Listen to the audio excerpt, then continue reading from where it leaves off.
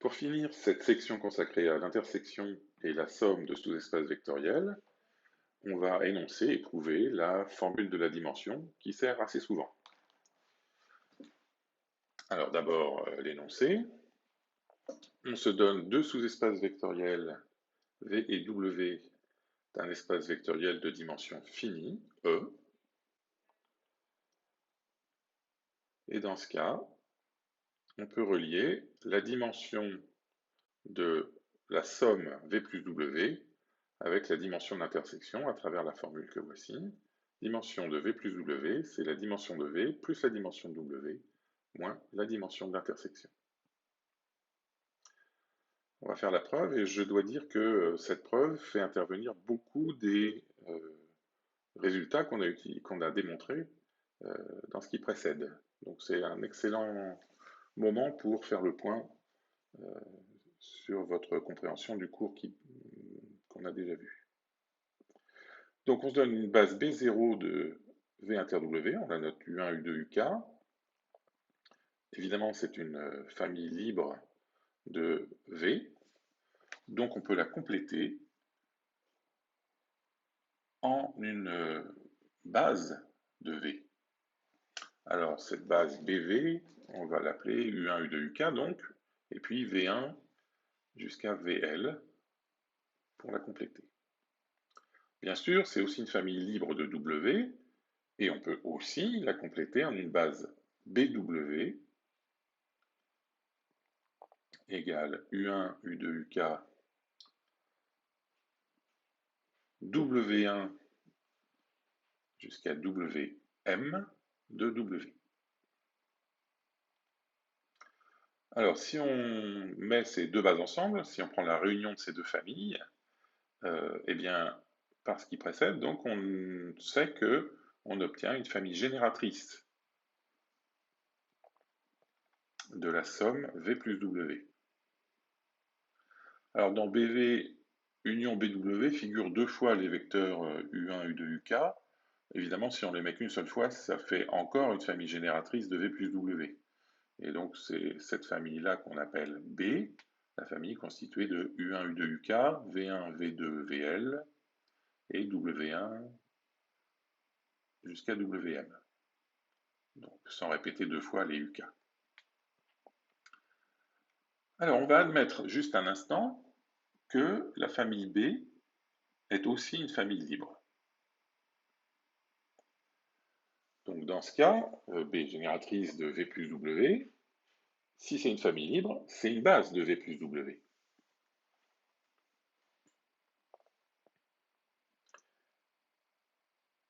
Donc, la dimension de V plus W, eh bien, c'est égal au nombre d'éléments de B, le cardinal de la famille B, c'est-à-dire K, bah oui, il y a K vecteur U1, U2, UK, plus L, plus M. Alors ça, on peut l'écrire aussi K plus L, plus K plus M, moins K. Ah, mais ça, c'est exactement la formule qu'on doit démontrer, c'est étoile. Donc, il reste à démontrer la chose suivante. Il suffit de démontrer cette chose, c'est que B est une famille libre. Pour cela, on se donne une combinaison linéaire nulle des éléments de la famille B, et on doit prouver que tous les coefficients de cette combinaison linéaire sont nuls. Donc on écrit lambda 1 U1 plus etc. plus lambda K UK, plus mu1 V1 plus etc. plus mu L VL, plus nu1 W1 plus etc.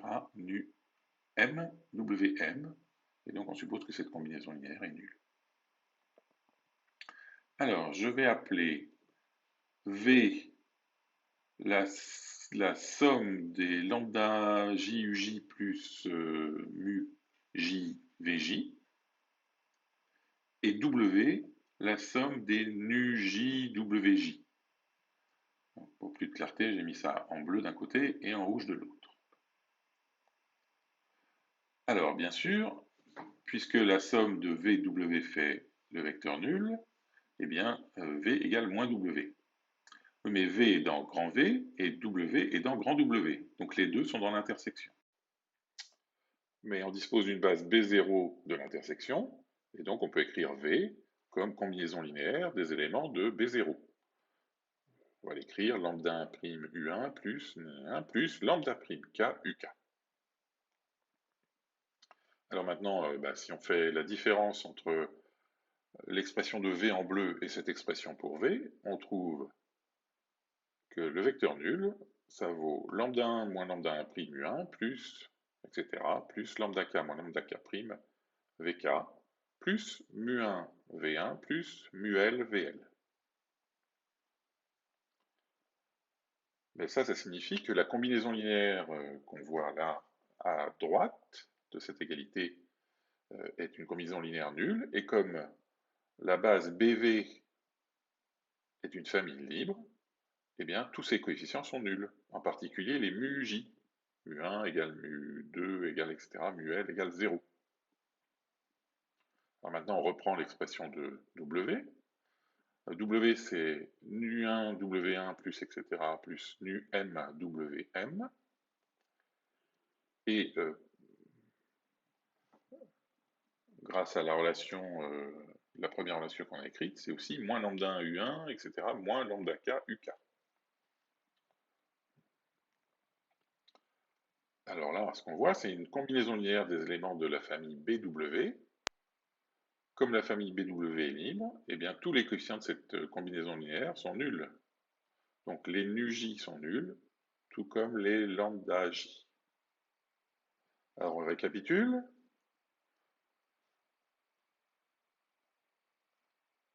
Et bien finalement, donc on a vu que les lambda 1, lambda 2 jusqu'à lambda k sont nuls, tout comme les mu1, mu2, mu-k, pardon, mu-l, et les nu1 jusqu'à nu-m.